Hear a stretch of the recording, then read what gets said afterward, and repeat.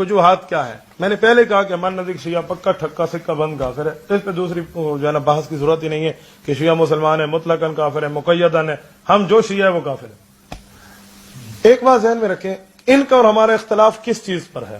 اب جب ان کا مذہب تو بن گیا، شیعہ اینٹی اسلام ہے، مکمل ان نے مذہب بنایا، ان کا ہمارا اختلاف کس بنیاد پہ ہے؟ ہم لوگ سمجھتے ہیں صدیق کو نہیں مانتے، عمر کو نہیں مانتے، صحابہ کو گالیاں دیتے ہیں۔ شیعہ حضرت عمر فاروق کی جوتی کو سلام کرے، حضرت صدیق اکبر کی جوتی کی پگڑی بنا کر سر پہ رکھے، وہ پھر بھی کافر ہے۔ کیوں؟ اس کی وجہ شیعوں کا اور ہمارا پہلا اختلاف عقیدہ بدا پہ ہے۔ اٹھائیں ان کی اصول کافی، ہمارے بخاری شریف کے مقابلے میں ان کی کتاب موجود ہے، اصول کافی میں ان کا عقیدہ بدا ہے۔ عقیدہ بدا کا کیا معنی؟ اللہ کو بھول ہو جاتی ہے، یہ عقیدہ بدا ہے۔ کہتے ہیں فلاں امام نے پوچھا 12واں امام کب آئے گا، تو انہوں نے کہا اللہ سے پوچھ کے بتاؤں گا۔ ہاں اللہ نے فرمایا فلاں زمانے میں آیا، زمانہ گزر گیا، امام سے شاگردوں نے پوچھا امام صاحب اللہ نے فرمایا تو اس زمانے میں تو نہیں آیا، انہوں نے کہا اللہ کو بھول لگ گئی تھی، اگلے زمانے میں آئے گا، چل لے۔ یہ عقیدہ بدا ہے۔ شیعہ اس خدا کو مانتے ہیں جو خدا بھولتا ہے، ہم اس خدا کو مانتے ہیں ربی لا یضل ولا ینسا۔ حضرت موسیٰ نے فرمایا میرا رب گمراہ بھی نہیں ہے، بھولتا بھی نہیں۔ اب ایمان سے بتائیں، لا یضل ولا ینسا، اللہ بھولتے بھی نہیں ہے، گمراہ بھی نہیں ہے، شیعہ خدا کو بھولنا مانتے ہیں، اس آیت کا منکر نہیں ہے۔ مجھے ایک بندہ کہنے لگا بابا وہ ان کو کفر کی بات کرتے ہو، میں نے کہا قرآن کی ایک زیر کا منکر کافر ہے، یہ سینکڑوں آیات کا منکر ہے، تم کس بنیاد پہ سے مسلمان کہتے ہو؟ میں نے ایک آیت ابھی کفر شروع نہیں کیا، میں اس کی تنقید کر رہا ہوں۔ یہ پہلے خدا پہ بات ہے، ٹھیک ہے۔ انوار نعمانیہ نعمت اللہ الجزائری کی اٹھائیں، جلد اول میں اس نے لکھا ہے، نعمت اللہ الجزائری باقر مجلسی کا محبوب شاگرد تھا۔ باقر مجلسی جو ان کا بےمان گزرا ہے، محبوب شاگرد ہے۔ نعمت اللہ الجزائری لکھتے ہیں جس کا ماحصل یہی نکلتا ہے، نہ ہم اس خدا کو مانتے ہیں نہ اس خدا کے نبی کو مانتے ہیں جس نبی کا خلیفہ ابو بکر ہو۔ اب خدا اور مصطفیٰ اور ابو بکر کا انکار کہاں سے کہاں تک پہنچے؟ میں کیسے شیعت کو صحابہ کرام کے ایمان کے اوپر مسلمان مان لو؟ بھائی اسے صحابہ کچھ نہیں کہتا۔ ایک بندے نے اس دن مجھے کہا شیعہ ہے وہ معتدل ہے، معتدل شیعہ ہے۔ میں نے کہا معتدل کیسے کہتے ہیں؟ مسلمان ہے؟ معتدل نہیں، میں نے کہا معتدل تجھے شیطان نے پٹی پڑھائی ہے، معتدل کہتے کسے ہیں یہ تو بتا۔ وہ بھائی ماں کبھی کہتے ہو یہ ہے تو کتا، معتدل کتا ہے، کوئی معتدل ہے یار، دانت اس کے بھی ہیں کچلی والے، اس کے بھی ہیں، وہ کاٹتا نہیں ہے، کاٹتا ہے کتا۔ ہم پتہ نہیں کون سی شیطان کی پٹی میں چڑھ جاتے ہیں۔ کسی دوست اس دن ایک بندہ مجھے بتا رہا تھا فلاں مماتی دوست تو ہے ہمارا، گستاخ نہیں ہے، تو میں نے کہا پھر مماتی کیوں ہے؟ سوچنے کی بات ہے، یہ یاد رکھیں اپنے مذہب کے اندر تسلب ہونا چاہیے، اپنے مذہب کے علاوہ دوسرے کی بات نہ مانو۔ ایک بزرگ کا واقعہ استاد جی سناتے رہتے ہیں کہ وہ فرماتے ہیں میں اپنے پیر کے پاس بیٹھا ہوں اور جنید بغدادی جیسی شخصیت بھی آ جائے نا، میں اٹھ کے اس کی طرف انگلی نہیں کروں گا، دیکھوں گا بھی نہیں۔ کیوں؟ مجھے فیض میرے پیر سے ملا ہے، مجھے اس سے فائدہ ملا ہے۔ یوں اسے تسلب کہتے ہیں۔ اپنے مذہب کو مضبوطی کے اوپر پکڑو، وہ فلاں ہے یوں نہیں ہونا چاہیے۔ پہلی وجہ۔ اب دوسری وجہ ذرا، شیعت کے کفر کی دوسری وجہ رسول اللہ صلی اللہ علیہ وسلم کی ذات اقدس ہے، حضور پاک علیہ الصلوۃ والسلام کی ذات اقدس ہے۔ شیعہ قرآن کا محبت، قرآن کا منزل، قرآن کے اتارنے کی جگہ رسول اللہ کا دل نہیں مانتا، علی المرتضیٰ کا دل مانتا ہے۔ آپ اٹھا کے دیکھیں ان کے اصول کی کتابیں، شیعوں نے واضح لکھا ہے کہ حضرت جبرائیل سے غلطی ہوئی ہے، وہ علی کو چھوڑ کے رسول اللہ کے پاس پہنچے۔ یہ ایمان کی نہیں، ایمان اس پہ تو امام شامی بھی بول اٹھے ہیں کہ جو غلطی کہے تو جبرائیل نے غلطی کی تو اس پہ بھی کفر ہے۔ تو یہ دوسری وجہ رسول اللہ صلی اللہ علیہ وسلم کی ذات اقدس ہے، شیعوں کے عقیدے غلطی ہوئی۔ اب تیسری وجہ پہ آئے، شیعت کے کفر کی تیسری وجہ قرآن پاک کا انکار ہے۔ قرآن پاک کا انکار ہے، شیعہ قرآن پاک کا منکر ہے۔ شیعوں کی کتابوں میں 2000 روایات موجود ہیں جن کا مقصد یہ ہے کہ قرآن جھوٹا ہے۔ ایک روایت بات نہیں کر رہا، دو نہیں کر رہا، تین نہیں، 2000 سے اوپر روایات موجود ہیں۔ ان کی کتابیں ہیں فصل الخطاب فی اثبات تحریف کتاب رب الارباب، یہ نوری تبرسی کی ہے، کرمانی کی موجود ہے۔ فصل الخطاب کہتے ہیں فیصلہ کن بات کر رہا ہوں، کس میں؟ فی اثبات کتاب رب الارباب، خدا کی کتاب برباد ہو چکی ہے، تباہ ہو چکی ہے، تعریف ہو چکی ہے۔ یہ انہیں کتابیں لکھی ہیں ان بےایمانوں نے، 111 جلدوں پہ اس کی کتابیں، میں آگے بہار الانوار کی وضاحت کرتا ہوں، 111 جلدیں ہم نے اس پہ لکھی ہیں۔ چلو یہ تیسری وجہ جو ہے ان کے کفر کی، وہ اللہ کا قرآن ہے کہ یہ قرآن پاک کے منکر ہیں شیعہ۔ یاد رکھیں ہمارے استاد محترم حضرت مولانا محمد اعظم طارق شہید رحمۃ اللہ علیہ بڑی پیاری بات فرماتے ہیں، ساجد نے ہمیں بھی سنایا، بعد میں ان کی کتابیں بھی بات چھک گئی ہے۔ صحیح فرماتے تھے میں نے جیل میں بیٹھا تھا، میرے اوپر جو آفیسر تھا میری چیکنگ کے لیے شیعہ تھا، اس نے آ کے ایک دن کہا کہ مولانا آپ ہمیں کافر کہتے ہو، چھوڑو لڑائی کو، مار فساد کو، ظلم کو، آج مجھے ایمان سے بتاؤ کیوں کہتے ہو؟ میں نے اسے کہا آفیسر صاحب آپ قرآن کے منکر ہو۔ مجھے کہنے لگا دیکھو مولوی تم یہی جھوٹ بولتے ہو نا، آج صبح میں قرآن پڑھ کے آیا ہوں اپنے گھر سے، ڈیوٹی پہ آیا نا قرآن پڑھ کے آیا ہوں، اور تم کہتے ہو ہم قرآن کے منکر، ہم قرآن کے منکر آج صبح پڑھ کے آئے۔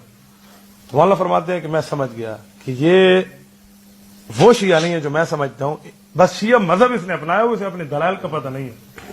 میں نے اسے کہا یہ بتاؤ اس جیل میں میرے ساتھ فلاں مولوی قید ہے، وہ سپاہی محمد کا ایک بے ایمان شیعہ تھا، کہتے ہیں ہاں وہ قید ہے، ڈاکٹر غلام پتہ نہیں غلام علی ہے یہ کون ہے، قتل ہو گیا وہ شیعہ۔ انہوں نے کہا اس کے پاس جاؤ اور اسے کہو قرآن پاک کی معتبر تفسیر جو تیرے پاس ہے وہ دے دے، جیل میں مطالعہ کرتے ہیں تو ترجمہ مولوی فرمان علی اٹھا کے لاؤ، مولانا بالکل ٹھیک ہے بس یہ ٹھیک ہے یہ لاؤ، یہ آیا نا تو مولانا کہتے پھر میرے دل میں نے اس آفیسر کا میں نے کہا ایک دفعہ پھر جاؤ اس سے پوچھو یہ کتاب اچھی ہے یا بری ہے، تو جیلر گیا اس سے پوچھا، انہوں نے کہا بڑی اچھی کتاب ہے، سپرنٹینڈنٹ صاحب سے کہو بہترین بس تفسیر قرآن ہے یا اور ہے ہی نہیں، انہوں نے کہا ٹھیک، مولانا نے نکالی ہاں یہ دیکھو علی المرتضی مچھر ہے، علی المرتضی یہ ہیں، علی المرتضی یہ ہیں، یہ وہ قرآن ہے جو حضور پہ اترا ہے، یہ وہ نہیں ہے کوئی اور ہے، اصلی قرآن امام مہدی کے پاس، میں آگے حوالے دیتا ہوں جہاں جہاں لکھا ہوا ہے۔ اس نے دیکھو پریشان ہو گئے، انہوں نے کہا حضرت میرا تو عقیدہ نہیں ہے، فرمایا تو کل کہہ دے کہ یہ شیعہ جن نے قرآن کو غلط لکھا ہے یہ کافر ہیں، اپنے تھلے میں اعلان کر دے، میں سمجھ دوں گا تو شیعہ وہ نہیں ہے جو ہم سمجھتے ہیں۔ ہمارے ڈی اے خان میں امیر عظیمت حضرت مولانا حق نواز شہید رحمۃ اللہ تشریف لائے تو حضرت نے یہی فرمایا تھا، جب حضرت حوالے دے رہے تھے نا تو ڈی اے خان کے مولویوں نے دوران تقریر حضرت مولانا حق نواز سے کہا نہیں نہیں نہیں نہیں یہ عقیدے نہیں ہے ڈیرا کے شیعوں کے۔ مولانا شہید رحمۃ اللہ کی اللہ اکبر آج بھی تقریر موجود ہے، مولانا نے فرمایا تھا مجھے یہاں کے علماء نے کہا ہے کہ ہمارے علاقے والے شیعوں کا یہ عقیدہ نہیں ہے، ڈی اے خان کے شیعوں میں تمہیں کہتا ہوں یہ جو میں کتابیں پیش کر کے جا رہا ہوں کل تم اپنے امام باڑوں میں خمینی پہ، باقر مجلسی پہ اور نعمت اللہ الجزائری پہ اور یعقوب کلینی پہ اور جو ہے نا کیا کہتے ہیں نوری تبرسی پہ اور کرمانی پہ، جن مولویوں کی کتابیں ان کتابوں پہ کل لعنت بھیج دو کہ ہمارے مذہب کی نہیں ہے، میں سمجھوں گا ڈیرا کا شیعہ وہ نہیں ہے جو میں سمجھا۔ آج تک ان لوگوں نے لعنت نہیں بھیجی، انہیں تقیہ کہتے ہیں۔ تیسری وجہ قرآن ہے، میں قرآن پہ چل کے آگے بتاتا ہوں کہ شیعت کیا سمجھتی ہے۔ چوتھی وجہ شیعت کا اور ہمارا انکار، چوتھی کفر کی وجہ وہ ختم نبوت کا انکار ہے۔ یاد رکھے ختم نبوت کا منکر ہے شیعہ، میں نہیں کہتا، آپ تفہیمات اٹھا لیں، علامہ شاہ ولی اللہ محدث دہلوی رحمہ اللہ کی کہتے ہیں میرے پاس استفتاء آیا ہے شیعہ کافر ہے مسلمان ہے، میرا دل تو یہ تھا کہ کافر نہیں ہے۔ نبی علیہ الصلوۃ والسلام کی زیارت ہوئی، حضور پاک علیہ السلام سے میں نے پوچھا یا رسول اللہ استفتاء آیا کیا جواب لکھوں؟ حضور نے فرمایا صبح اٹھ اور ان کا عقیدہ امامت پڑھ۔ میں نے کہا اچھا، میں اٹھا عقیدہ امامت پڑھا اور حضور نے فرمایا جو بات دل میں ہے وہ لکھ لینا ہمارا جواب ہوگا۔ شاہ ولی اللہ نے شیعت کے کفر کا فتویٰ لکھا ہے صبح، انہوں نے کہا شیعہ ختم نبوت کا منکر ہے۔ آپ اور چھوڑیں خمینی کی آخری وصیت نامہ اٹھا لیں، کہتے ہیں مرتبہ امامت بالاتر از مرتبہ پیغمبری است، ہمارے 12 اماموں کا رتبہ پیغمبروں سے کہیں بڑھ کر ہے۔ قادیانی رسول اللہ کے بعد ایک نبی مانے، پوری امت اس کے خلاف ہو جائے، بے ایمان ہے، کافر ہے، مرتد ہے، اسمبلی میں اس کو کافریت قرار دلواؤ، یہ بے ایمان اس سے 12 گنا بڑھ کے کافر ہے۔ یہ 12 اماموں کو 12 رسول مانتے ہیں۔ مرتبہ امامت بالاتر از نوری تبرسی کی اٹھاؤ، یہ کیا لکھتا ہے؟ کہتے ہیں ہمارا امام ماں کی فرج سے پیدا نہیں ہوتا، ماں کی ران سے پیدا ہوتا ہے، پھر اپنے 40ویں میں جو چلا وہ بچے کا ہوتا ہے اس میں چلتا ہے، اس کے دائیں پاؤں کے نیچے اونٹ سونے کی اینٹ نکلتی ہے، بائیں پاؤں کے نیچے چاندی کی اینٹ نکلتی ہے، اور جسے چاہتا ہے حلال کر دیتا ہے، جسے چاہتا ہے حرام کر دیتا ہے، جیسے آگے دیکھتا ہے ویسے پیچھے دیکھتے ہے۔ یہ اپنے اماموں کی صفتیں ان نے بتائی ہیں۔ ایک شیعہ سے میں نے کہا اس طرح اینٹیں نکلتی تھی، کہتے جی ہاں، میں نے کہا پھر کیوں کہتے ہو ہمارے امام بھوکے تھے بیچارے، کھانے پینے کا کچھ نہیں تھا، غریب تھے، سلا کتنا گئی سونے والے، یہ کہاں چلی گئی تھے؟ یہ اس طرح کے عقائد ہیں ان کے اپنے اماموں کے بارے میں، یہ شیعت مذہب۔ اس سے تھوڑا آگے یہ اگر کبھی مجھے مسئلہ امامت پڑھانا پڑا نا پھر میں تمہیں سمجھاؤں گا کہ مسئلہ امامت شیعت کے کفر کی کیا وجہ ہے۔ شیعہ اللہ کو سچا مانے، رسول اللہ کو سچا مانے، قرآن کو سچا مانے، امامت ایک مانے اس پہ کفر کا فتویٰ آ جاتا ہے، ایک امامت مانے، ایک امامت۔ مسئلہ امامت کا کیا مانا؟ یہ 12 اماموں کو 12 کیا سمجھتا ہے؟ رسول سمجھتا ہے۔ ان کے عقائد موجود ہیں ان کی کتابوں میں۔ یہ چوتھی وجہ ہے کفر ہے۔ پانچویں وجہ صحابہ ہے، جو سب صحابہ کرتے، صحابہ بھونکتے ہیں، صحابہ کرام کو گالی ہے، یہ ہے وہ ہے فلاں ہے فلاں ہے۔ نوروز کا جلوس دیکھیں، ایک شیعہ مجھے کہنے لگا توجہ میری طرف کریں بھائی، یا تو باہر چلے جائیں یا اندر بیٹھیں تو ادھر دیکھیں۔ مجھے ایک بندہ کہنے لگا کہ شیعہ صحابہ کو نہیں گالی دیتے، نہیں دیتے۔ کس نے کہا؟ ہمارے ہاں جو نوروز کا جلوس نکلتا ہے نا 21 مارچ کو، آپ کیا نکلتے ہیں؟ نہیں نکلتے۔ ہمارے ہاں ایک وہ جملہ کہتے ہیں، میں آپ کو سناتا ہوں، پتہ نہیں آپ کیا کہتے نہیں کہتے۔ شیعوں کے مطابق آج کے دن حضرت علی کو خلافت ملی ہے بھائی، تو کہتے ہیں ہووے مبارک مومنو اج حق والا کو حق مل گیا. ہمارے یہاں شیعہ یہی کہتے ہیں. تو میں نے کہا یہ تبرہ نہیں ہے کہ آج حق والے کو حق ملا, پچھلے تینوں خلیفہ ناحق تھے. یہ اشہد ان امیر المؤمنین و امام المتقین علی ولی اللہ و رسول اللہ و خلیفۃ بلا فصل کیا ہے؟ علی حجت اللہ علی الخلق کیا ہے؟ آپ اندازہ لگیں یہ صحابہ گالی نہیں ہے, اس لیے ذہن میں رکھیں. آپ شیعوں کے فقیروں کو دیکھو جو راستے میں نظر اللہ نیاز حسین مانگ رہے ہوتے ہیں, اور ہم سنی ان کو پتہ نہیں پیسے دے رہے ہیں, اور وہ کیا کہہ رہے ہوتے ہیں. میں نے کئی فقیروں سے سنا ہے, ثقیفہ نہ ہوتا تو کربلا نہ ہوتا, ثقیفہ نہ ہوتا تو کربلا نہ ہوتا, ثقیفہ نہ ہوتا تو ہمارے مولویوں کو نہیں پتا ثقیفہ کسے کہتے ہیں. میں اور کیا رونا رہوں, عوام تو دور رہا. ثقیفہ کسے کہتے ہیں؟ ساجی حیدری شیخ رحمہ اللہ جب ہماری پگڑی باندھنے کے لیے آئے تھے, کھڑا کر کے پوچھا تھا بتاؤ ثقیفہ کے کیا مقصد ہے. ہم نہیں بتا پائے تھے, صرف شاگرد میں بیٹھا تھا. میں نے کو ساجی انہوں نے فرمایا تو نے تو مجھ سے پڑھے تو بتاتے, میں دوسروں سے پوچھ رہا ہوں. ثقیفہ اس گھر اور اس محلے کا نام ہے, ثقیفہ بنی ساعدہ, جہاں صدیق اکبر کو پہلا خلیفہ صحابہ نے منتخب کیا. تو شیعہ بتانا چاہتا ہے کہ صدیق پہلا خلیفہ نہ بنتا, حسین قتل نہ ہوتا, ثقیفہ نہ ہوتا تو کربلا نہ ہوتا. گویا حضرت حسین کا قاتل بیعت صحابہ کو سمجھتا ہے. یہ ان کے وہ اتنے پڑھے لکھے ہوتے ہیں. یہ 5 وجہ شیعت کی کفر کی ہیں. ذہن میں آ گیا؟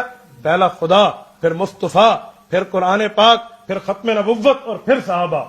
ہم پہلے 4 وجہوں کو چھوڑ کے صحابہ پہ آ جاتے ہیں. صحابہ کے منکر ہیں, صحابہ کے منکر ہیں. اگر شیعہ کہہ دے میں صحابہ کی عزت کرتا ہوں تو پہلے 4 وجہ ختم ہو جائیں گی. یہ وجہ ہے. پہلے خدا پہ لاؤ جو تم نے خدا کو جھوٹا لکھا ہے.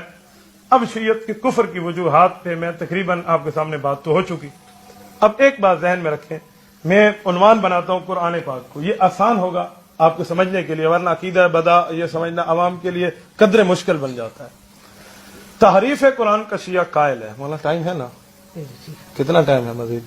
15-20 منٹ. چلو, تحریف قرآن کی 5-6 مثالیں سن لیں جہاں شیعہ نے قرآن پاک کو غلط لکھا ہے اور کہا ہے. میں اس کے لیے کتاب ساتھ لایا ہوں, یہ آپ حضرات کی خدمت کے سامنے موجود ہے. ترجمہ مولوی مقبول حسین دہلوی. کیا نام ہے؟ ترجمہ مولوی مقبول حسین دہلوی. آپ نے مولانا نواز شریف رحمہ اللہ کی تقریریں سنے نا, تو یہ کتاب اٹھا کے چیخ چیخ کے کہتے ہیں مقبول دہلوی یوں لکھتا ہے, مقبول دہلوی یوں لکھتا ہے. یہ شیعوں کا بہت بڑا مفسر قرآن. جیسے ہمیں کوئی کہ شیخ الہند کا ترجمہ ہے, حضرت تھانوی کا ہے, تو ہم کیسے اس کو عزت سے لیتے ہیں؟ یہ ان کے اس مقام کا مولوی ہے. اس پہ 12 مجتہدین نے دستخط کیے ہیں شیعوں کے, کہ بڑی پکی ٹھکی کتاب ہے. میں تو آج چاہتا تھا شیعہ کتب کو میں تعارف کراؤں. چلو پہلے اس پہ لے لیں, ٹائم فی الحال ہمارے پاس مختصر ہے. تحریف قرآن کا شیعہ قائل کیسے ہیں؟ شیعوں نے لکھا ہے کہ یہ وہ قرآن نہیں ہے جو صحابہ کرام جو رسول اللہ صلی اللہ علیہ وسلم پہ اترا تھا اور اصلی قرآن تھا. یہ اصلی قرآن نہیں ہے, یہ کوئی اور قرآن ہے. آپ شیعہ مذہب کی کوئی سی بھی کتاب اٹھا لینا جو معتبر سے معتبر ہو, اس میں آپ کو باقاعدہ طور پہ یہ بات ملے گی کہ شیعہ اس قرآن پاک کا قائل نہیں ہے اور اس قرآن پاک کو غلط سمجھتا ہے, غلط بتاتا ہے. اور شیعوں نے اس بارے میں پتہ نہیں کیا سے کیا روایتیں بنا رکھی ہیں. آپ اور چھوڑیں, فصل الخطاب طبرسی صفحہ 32 کو اٹھا لیں. یہ لکھتے ہیں ان ھذا القرآن الذی عندنا لیس هو الذی انزل علی محمد بل غیر وبدل ونقص منہ. یہ وہ قرآن نہیں ہے جو رسول اللہ پہ اترا ہے, ہمارے پاس وہ قرآن ہے جو تبدیل کر دیا گیا, جس میں تغییر پیدا کر دی گئی, جس میں کمی کر دی گئی ہے. غیر وبدل ونقص منہ, اس میں نقص ڈال دیا گیا ہے. یہ فصل الخطاب طبرسی صفحہ 32 کو اٹھا لیں, اس کے مقدمے کی بات پڑھ رہا ہوں. یہ اس عالم تک قرآن کریم کو سمجھتے ہیں. اس کے علاوہ اور کچھ نہ ہو تو اصول کافی کی میں آپ کو ایک روایت ان کی پڑھ کے سنا دیتا ہوں. یہ کہتے ہیں قال ابو عبداللہ علیہ السلام ان القرآن الذی جاء به جبرائیل الی محمد صلی اللہ علیہ وسلم 17,000 آیۃ. حضور پاک علیہ الصلوۃ والسلام پر جو جبرائیل قرآن لائے تھے, اصول کافی جلد 2 صفحہ 54 کی روایت, اور فصل الخطاب کرمانی صفحہ 18 کہتے ہیں حضور پاک علیہ السلام کے بعد جو رسول اللہ صلی اللہ علیہ وسلم کے پاس جبرائیل قرآن لائے تھے, اس قرآن کی آیات کی تعداد 17,000 ہے. موجودہ قرآن کی آیات کی تعداد علی اختلاف الروایات 6,666 ہے. شیعہ 17,000 قرآن پاک کی آیات مانتے ہیں. بتائیں کتنی زیادہ کمی مانتے ہیں؟ 10